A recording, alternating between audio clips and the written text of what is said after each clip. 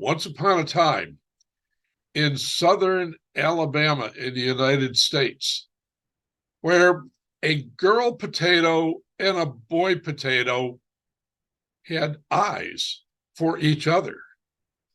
And they finally got together, got married, and had a little sweet potato. And they gave the sweet potato the name Yam. Now, of course, the parents only wanted the very best for Yam, but they wanted to make sure that when she got older, she married into a high class family. And fresh in her minds were the stories and the hardships of their ancestors. The Irish, in the potato famine of the 19th century. And like all parents, they wanted their daughter Yam to have an easier life than they had had, and their parents as well.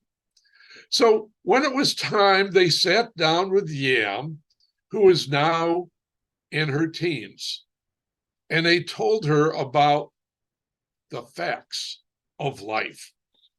And they spoke to Yam in the simplest and clearest of language so that their daughter could understand. They warned her about going out and getting into hash, which leads to bad decisions and might give her a bad reputation and a name on the street like hot potato, or worse, end up with a bunch of tater tots. And Yam said, "Don't worry, I'll keep my eyes open. No spud is going to get me in the sack and make a rotten potato out of me." But on the other hand, she said, "But I'm a young one and I need a social life, and I have no intentions of staying home and being a couch potato either." Now, by this time, Yam had a very healthy and attractive figure and assured her parents that she was going to get plenty of exercise and eat properly so that she wouldn't end up skinny like her shoestring cousins. Yes, appearing to have a good life, the parents felt that they had instilled basic principles and values.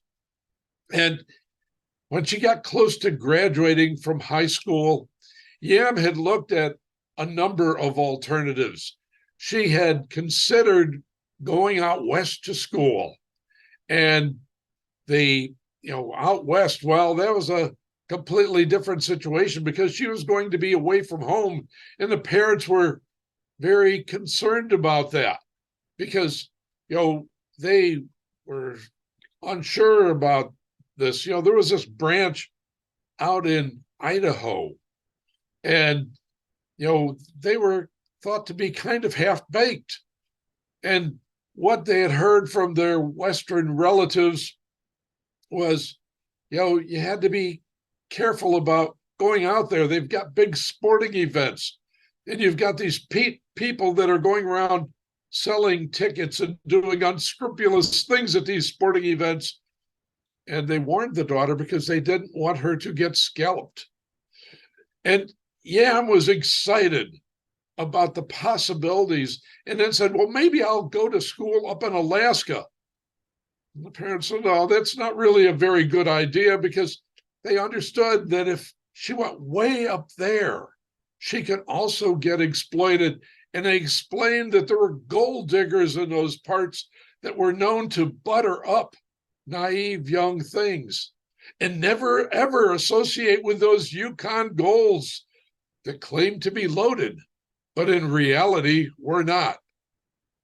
So the parents were thinking, well, okay, she's had a chance to explore all the possibilities out there, and hoping that they had instilled the kind of values.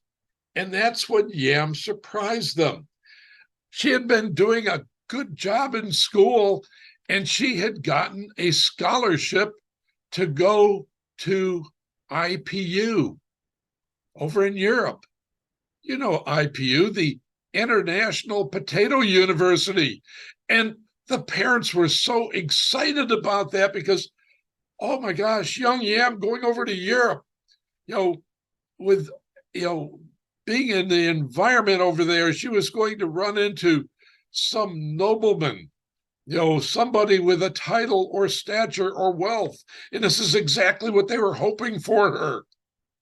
And properly cultivated, this education could make Yam in the chips for life. And so secretly, as she went abroad, and they were hoping and praying that she would fall in love with such a person, they kept their fingers crossed. And she excelled in her studies. And she graduated 3 years later with highest honors.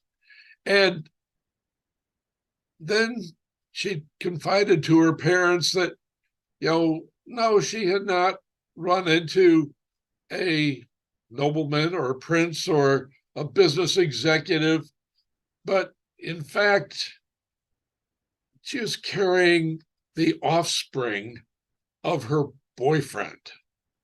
And they were shocked, all the things that they had done to advise her of all the risks that were out there. She thought, how can this possibly be? And what a disappointment our little Yam has turned out.